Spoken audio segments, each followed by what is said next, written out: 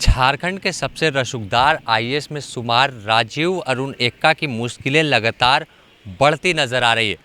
ED दफ्तर में उनसे दूसरे दिन भी लगातार ईडी के अधिकारी सवालों की बौछार कर रहे हैं और इस दौरान राजीव अरुण एक्का कई सवालों में फंसते हुए नजर आ रहे हैं। बता दें कि राजीव अरुण एक्का मुख्यमंत्री हेमंत सोरेन के पूर्व प्रधान सचिव थे और एक बड़े पद पर रहते हुए उनका एक वीडियो वायरल हुआ था। भाजपा विधायक दल नेता बाबूलाल मरांडी ने एक वीडियो पोस्ट किया था और जारी किया करते हुए बताया था कि एक लाइजनर के आवास और दफ्तर पर बैठकर राजीव अरुण एक्का फाइलों का निपटारा कर रहे, वो भी गृह विभाग की। तो कहीं ना कहीं ट्रांसफ़र पोस्टिंग का खेल पैसों की लेन देन कर किया जा रहा था। इसके बाद जो विशाल चौधरी के ठिकानों पर 2022 में छापेमारी हुई थी ईडी की, उस दौरान भी कई दस्तावेज और कई कागजात और कई डिजिटल उपकरण बरामद हुए थे। तो वहाँ भी बताया जा रहा था कि राजीव अरुण एक्का का लिंक जो है वो कहीं ना कहीं विशाल चौधरी से है। तो अब इन तमाम चीज़ों को खंगालने में ईडी के अधिकारी लगे हुए और कल भी बता दें कि देर रात तक 9 बजे के तक जो ईडी के दफ्तर में थी राजीव अरुण एक्का से पूछताछ चली थी और फिर आज दूसरा दिन है और आज भी ठीक 11 जैसे ही बजा तो राजीव अरुण एक्का ईडी दफ्तर पहुंच गए हैं और उनसे लगातार ताबड़तोड़ जो ईडी के अधिकारी है वह सवालों की बौछार कर रहे हैं। उनसे पूछा जा रहा है कि आखिर आपका और विशाल चौधरी का क्या रिश्ता था? क्या जो फाइल निपटाने का एक वीडियो वायरल हुआ है उसमें गृह विभाग से जुड़े जो ट्रांसफ़र पोस्टिंग का था वह फाइल निपटा रहे थे, तो आखिर अपने सरकारी दफ्तर या अपने आवास में ना निपटा कर एक लाइजनर और एक दलाल के यहाँ क्यों निपटाया जा रहा था? तो इस पर भी जो राजीव अरुण एक्का है वह स्पष्ट जवाब नहीं दे पा रहे हैं। और इसके अलावा जो आरोप राजीव अरुण एक्का पर भाजपा की ओर से लगाया गया है कि वह हमेशा विशाल चौधरी के यहाँ बैठकर फाइलों को निपटाते थे और जो भी फाइल होती थी झारखंड के गृह विभाग की वह लाइजनर विशाल चौधरी के रास्ते होकर ही राजीव अरुण एक्का तक पहुंचती थी। तो कहीं ना कहीं जो राजीव अरुण एक्का की मुश्किलें काफ़ी बढ़ने वाली है क्योंकि दूसरी दिन अब पूछताछ है और इस दौरान लगातार यह सवाल जो है वो पूछा जा रहा है कि आखिर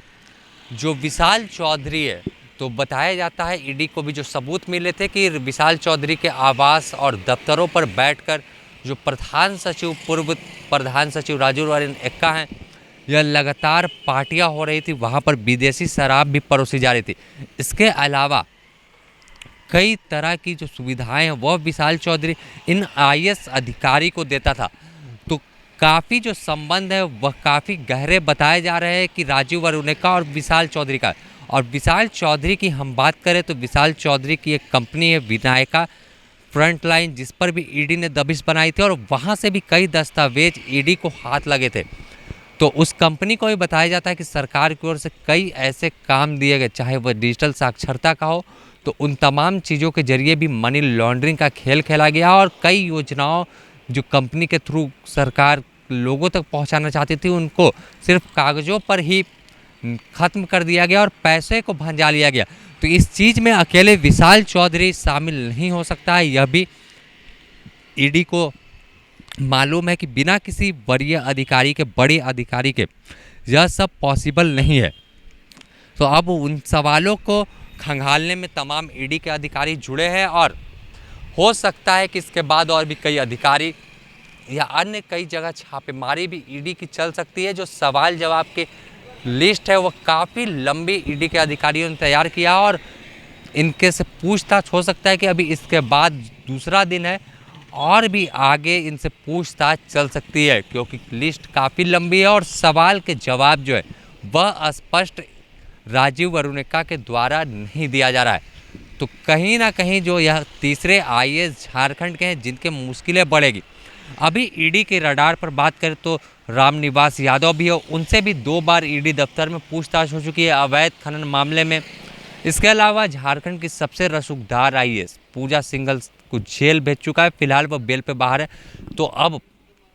जब राजीव अरुण एक्का रडार पर आए हैं और पूछताछ चल रही है तो इनकी मुश्किलें बढ़ेगी और इनके अलावा इनके करीबी और इनके जो साठ गार्ड रखने वाले लोग हैं उनसे भी ईडी आने वाले दिनों में पूछताछ कर सकती है।